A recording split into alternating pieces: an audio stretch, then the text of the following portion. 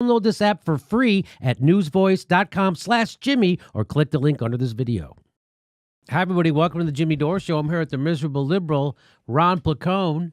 Ron Placone has a CD release party this Thursday at the Sycamore on Sunset in Hollywood. And you also are going to be out of town. What states? Yeah, January, Florida, and then March, New Orleans, and then April, I'm going to be in Texas. Tickets all available at ronplacone.com. More dates are being confirmed.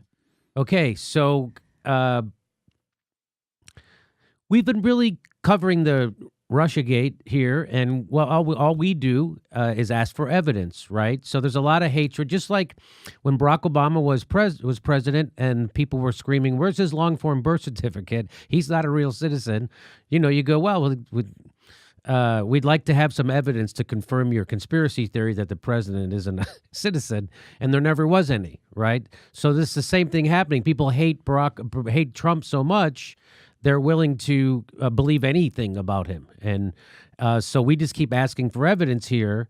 And there's absolutely no evidence. We've shown that on this show. We've had William Binney, the top code breaker from the NSA and a whistleblower, come on the show to say the NSA would have the evidence, and there is no evidence. If they have a copy of everything that takes place on the internet, and they could just show us who hacked those servers, and they haven't. We showed you a million times over. Even the head of the CIA admitted there isn't any evidence. We showed you that. And now we're showing you how mainstream news is starting to get people prepared for the Mueller report to be a nothing burger. Okay, they're getting them on regular crimes like obstruction of justice or money laundering or something like that. So now the thing that's happening with Julian Assange is that people are smearing Julian Assange because the deep state doesn't like him because he reveals their secrets. The corporate state doesn't like him for the same reason. The war machine doesn't like him for the same reason. They all want to kill him. Julian Assange. Why? Because he's doing journalism by printing their secrets and exposing the corruption of governments and the powerful. So The Guardian, which is usually a good newspaper, they do horrible coverage of Julian Assange. They employ this guy, Luke Harding, who we showed you. He wrote a book called Collusion, and when he was interviewed by Aaron Mattei and he was asked to show evidence of this collusion that he wrote a whole book on, instead of showing the evidence, he obfuscated, told more BS stories, and then eventually hung up. He just left the interview. And so now he's written a new article. He's written a new article in The Guardian. Manafort held secret talks with Assange in Ecuadorian embassy. Exclusive. Trump ally met with WikiLeaks founder months before emails hacked by Russia were published. And there it is, Luke Harding, who's a discredited liar. He's the worst of the worst, Luke Harding. Okay. So, and his whole career has been that way, by the way, but he's still employed by The Guardian, which just goes to show you that if you lie on behalf of the establishment, you'll always have a job. Well, he's making a desperate grab for 15 minutes. Yes. That's exactly what he's doing. That's exactly what's happening. So, by the way, this story came out right on the eve. Well, we'll get to that at the end. But I'm just going to show you what a ridiculous, and a lot of people, even people on the left, covered this story uncritically. So this is just another smear job. This is how propaganda works. This is a smear job by the mainstream news establishment to smear Julian Assange at the behest of governments, corporatists, and the military industrial complex. That's what this is. And that they use an outlet like The Guardian to do it and a tool like Luke Harding to do it. And then people, even on the left, repeat this story uncritically. I'm going to show you that the people who are reporting this story uncritically probably haven't even read the story. Because I'm just going to go through The Guardian story with you and show you how a dumb jagoff nightclub comedian like me, C-student, can see right through it. So if I can see right through it, I know the editors at The Guardian can see right through it, and which means they're all in cahoots pushing propaganda. And those people on the left who have been reporting this uncritically can see through it too, but are blinded by their hatred for Trump. And now they're doing bad reporting because of Trump. Trump has been the undoing of a lot of good news people because he excites their lizard brain, and they throw all journalistic standards out the window, and now they're attacking Trump the way Fox News used to attack Obama. There's plenty of stuff to attack Trump on. So the fact that you have to go reach every conspiracy theory and throw it at him, it shows that when given the opportunity, most of the people on the left could be just as unscrupulous as the people at Fox News when Obama was president. You're supposed to be, as a progressive, you're supposed to be consistent. So here's the story. Want to go through the story? Here's the story. Donald Trump's former campaign manager, Paul Manafort, held secret talks with Julian Assange inside the Ecuadorian embassy in London and visited around the time he joined Trump's campaign, The Guardian has been told. Yeah, well, I was told the moon was made of cheese. I'm waiting for evidence. The Guardian has been told. And they told it to who? Luke Harding, who wrote a whole book without a fact in it called Collusion. Sources have said Manafort went to see Assange in 2013, 2015, and in spring 2016, during the period when he was made a key figure in Trump's push for the White House. Sources. So this is the horrible Luke Harding, who has wrote a whole book full of innuendo and smears without any facts, now publishes this bullshit article without, again, sources, we've been told. So your BS detector should be on full alert because it's Luke Harding. And it's The Guardian, which has a history of doing horrible reporting about Julian Assange because they have a bias towards him. Manafort's first visit to the embassy took place year after Assange sought asylum. Two sources said. Again, nobody's... Why don't you say 50? Why don't you say 80 sources? Two? Now two? That you won't tell me who they are? A separate internal document written by Ecuador's Senane intelligence agency and seen by The Guardian lists Paul Manafort, which is misspelled. This is such a high-quality document, they misspell his name. So the Ecuador's their version of the CIA at the Ecuador, they gave a document to Luke Harding over at The Guardian that, by the way, they're not going to show you in this article. They don't ever show you the document, so there's no way anybody could check it. Just somebody at this spy agency in Ecuador, which we now know is compromised and being run by a right-winger who wants to get Julian Assange. Because why? Because the bankers and the military-industrial complex is paying him off in Ecuador to turn on Julian Assange and the former president of Ecuador, by the way, who was a lefty. So that's what's happening. They don't tell you any of this. Of course they don't tell you any of this. They also don't tell you that one source claims the internal document was written in crayon. I'm the one source. Journalism. I'm doing it. I have another source. So listen, just watch this. Let's just read this paragraph. This is an amazing paragraph. Amazing for how horrible it is, and that it was allowed to be printed in a newspaper that's supposed to have an editorial standard. So watch this. It says, a separate internal document written by Ecuador's Senane intelligence agency and seen by The Guardian lists Paul Manafort, misspelled, as one of several well-known guests. It also mentions Russians. That's it. It mentions Russians. Does it mention Jews? What else what else does it mention? Italians? It mentions Russians. That's the new slur.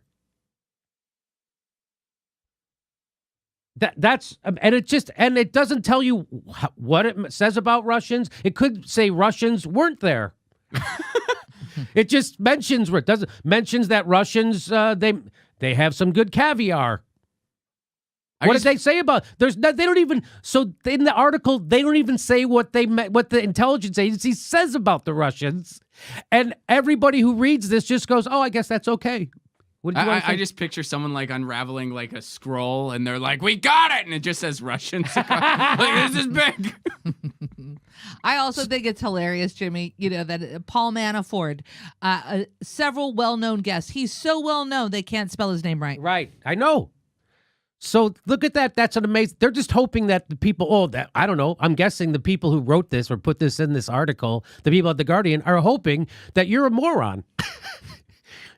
Or that you are sufficiently worked up in a lather over Julian Assange and Trump that you just accept bullshit like this. And people do all the time. Everything Luke Harding writes is like this. I could write this drunk. This guy has a job. This guy gets paid to write this stuff. I could write this drunk, left-handed. 3 sources say he was drunk. This isn't journalism. This isn't even writing. This is bad BSing. I think that's what happened. I think Luke Harding saw his book sales and saw a little bit of a decline. He's like, release bullshit bomb number 12. I want to see a spike in my Amazon. Here, this article goes on. According to sources, again, the sources. Manafort, well, they spelled his name right this time. Manafort returned to the embassy in 2015. He paid another visit in spring 2016, turning up alone around the time Trump named him as his convention manager. This visit is tentatively dated to March. So, look they got him coming and going all the time, right? I'll give you one more. Manafort's 2016 visit to Assange lasted about 40 minutes. One source said,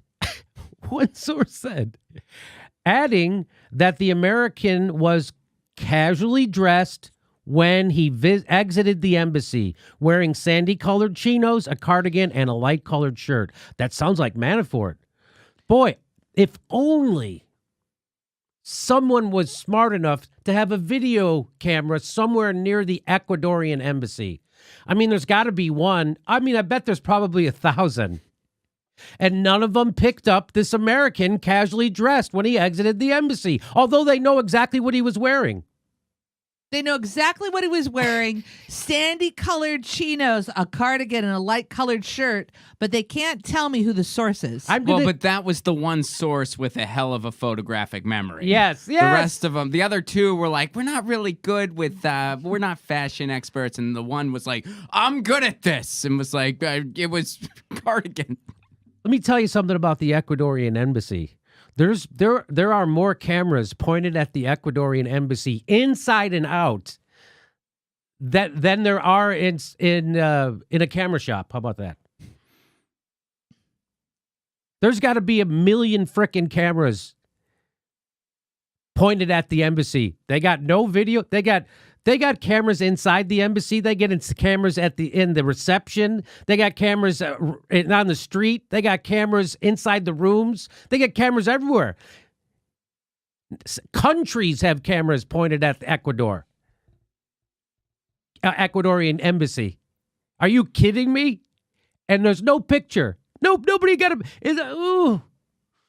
I wonder why there's absolutely no evidence, and the only stuff that Luke Harding and The Guardian tells us is just anonymous. I wonder why. Maybe because it's made up? Maybe because it's completely made up? Visitors normally register with embassy security guards and show their passports. Sources in Ecuador, however, say Manafort was not logged. That's in the article. And they hope you read that. I put that in bold and I highlighted that in red. They say, so that's just regular print in the article.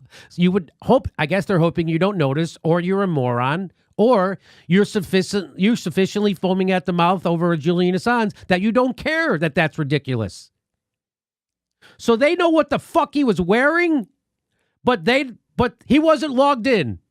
Isn't that something? You think you would log in a guy who's coming from America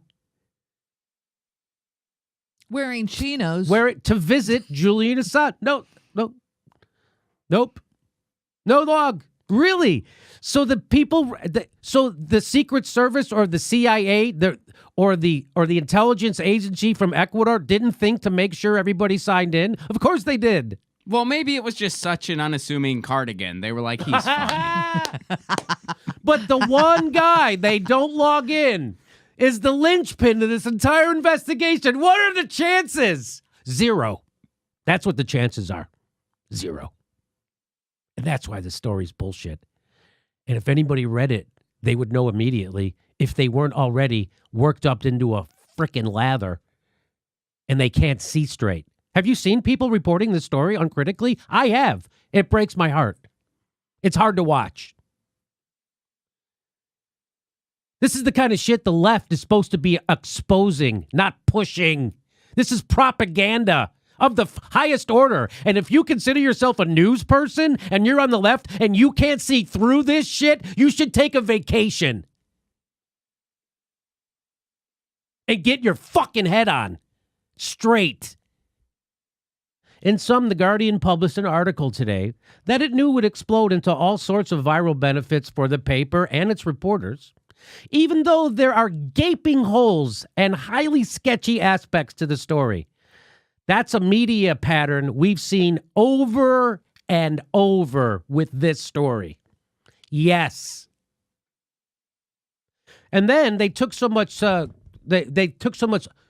accurate criticism for this story after they published it that they decided to change the headline.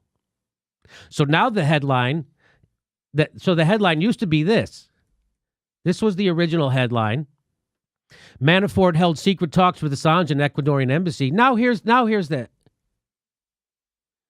Manafort held secret talks with Assange in Ecuadorian embassy. Sources say. Oh, great clarification. Sources say. And here's what WikiLeaks says to that. Remember this day when The Guardian permitted a serial fabricator, which is what Luke Harding is. Go watch his interview with Aaron Matei at Real News. The guy's a joke. Someone as dumb as me can see right through him. Remember this day when The Guardian permitted a serial fabricator like Luke Harding to totally destroy the paper's reputation. WikiLeaks is willing to bet The Guardian $1 million and its editor's head that Manafort never met Assange.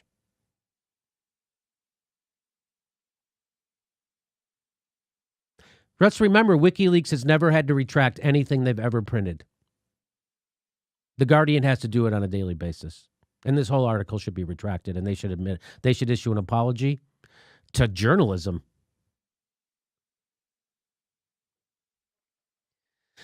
So this is Assange's legal team. They tweeted this out. Incredible. The Guardian is running an entirely bogus story as its front page headline just hours before the RCFP U.S. EDVA hearing on the unsealing of the Assange indictment.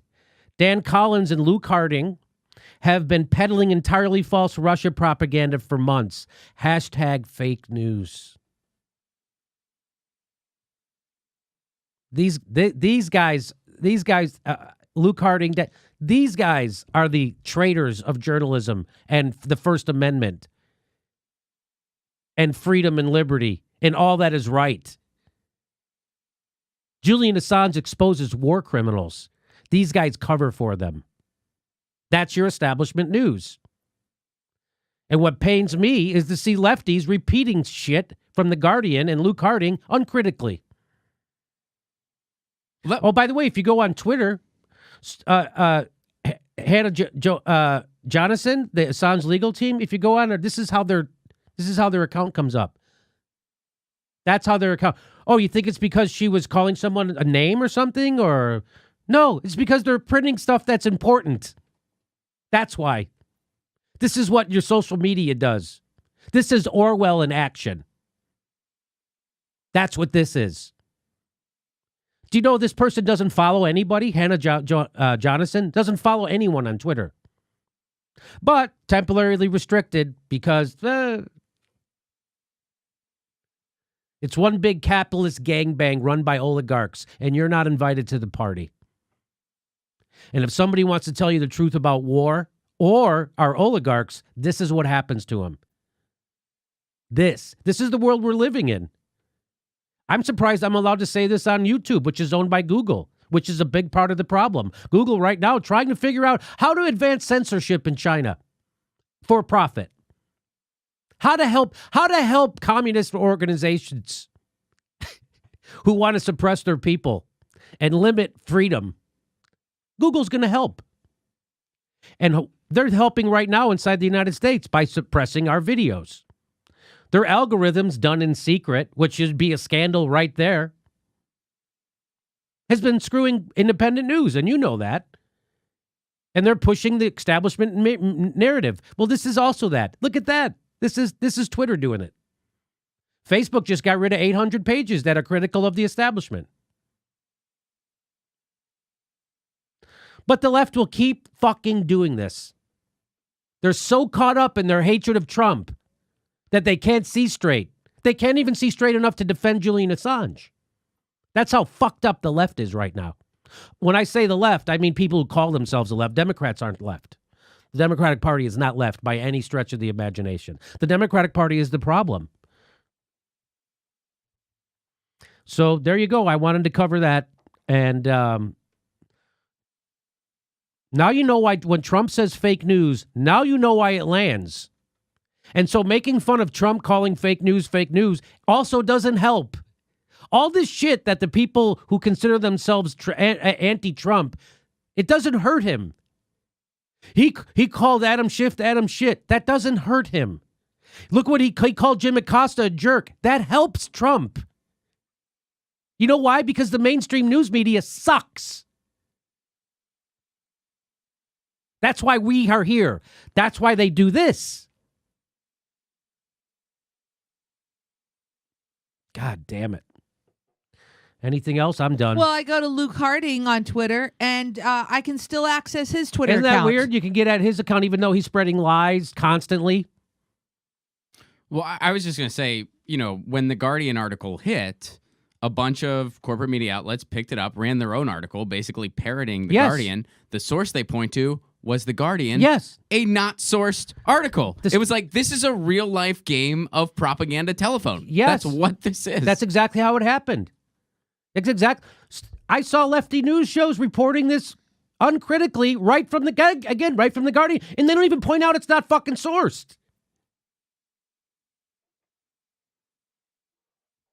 And you know what? I'll be totally fair here. You know who actually in one tweet expressed a little bit of skepticism? This will come as a surprise. Chris Hayes. Chris Hayes in a tweet kind of was like, well, I don't know if this is totally legit, but if it is, it's a big deal. He at least gave a little disclaimer at first. But if it is, but I'll still push propaganda at the same time. Could you imagine him, Chris Hayes, during the McCarthy time? I don't know if this McCarthy's right, but if he is, it's a big deal. Yeah. Oh, yeah. That's essentially what he did. But to be totally fair, there was a little disclaimer at the beginning. Yeah. That's why Chris Hayes is gutless. Chris Hayes is gutless. He's gutless. And I can't wait he's so tall, though. He's like 6'5" or something. I walked by him at the DNC convention, and he was gigantic. And he walked right past me. He did not want to talk to me. He walked as fast as he could past me. And I was like caught off guard. I was like, oh, well, I never planned. Like, what would I say to him? Next time, I'm just going to tackle him. If you grab someone by their ankles, they go over. I used to wrestle. So I'll just tackle him. And how much could his $5,000 suit hurt? I bet it's padded. I bet it won't hurt. $5,000 suit will help. Okay, there you go. Another bullshit story about Russiagate and Julian Assange. These are journalists shitting on Julian Assange. Someone they should be sticking up for at the top of their lungs, but they're not. So now you know why the establishment news sucks. And they'll never get pity from me because of Trump calling them names. Ugh. If they didn't suck that hard, you know what I would be doing? I would be sleeping right now, getting ready to go out and do comedy. But since they suck so hard, there's this huge lane open for me, someone like me, to come and tell you the fucking truth. Thanks for leaving that lane open, Chris Hayes. Thanks for leaving that lane open, Jake Tapper. Thanks for leaving that lane open, The Guardian. Our next live Jimmy Dore show is February 1st in Burbank, California. Go to jimmydorecomedy.com for a list of all our live shows, and please become a premium member if you can. Become a patron. It's the way we support this show because they're coming at us, and we give you bonus. We give you hours of bonus material every week. Check it out. Become a patron. And if you can, make sure you're still subscribed. They unsubscribe people every day. I know it sounds crazy. It only takes a second. Please make sure and click that bell when you subscribe so they'll send you a notice.